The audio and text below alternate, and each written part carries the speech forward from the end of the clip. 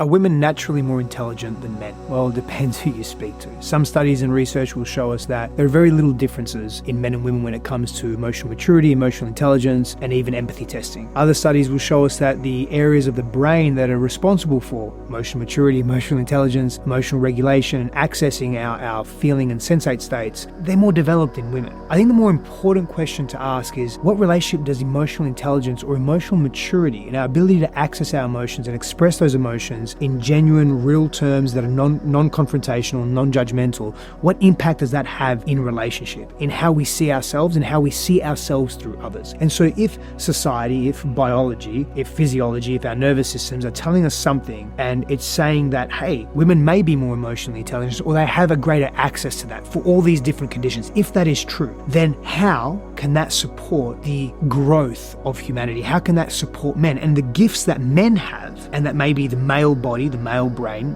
male physiology carries? How do those gifts maybe support a woman? And overall, how do those gifts complement each other? And how do they support society as a whole? So instead of focusing on the differences and maybe even demonizing the differences, and I'm all for differences, by the way, I think we are different as men and women. But instead of demonizing these differences and creating superiority and hierarchy with these differences, can we use them in such a way that complements the overall growth of who we are as humans?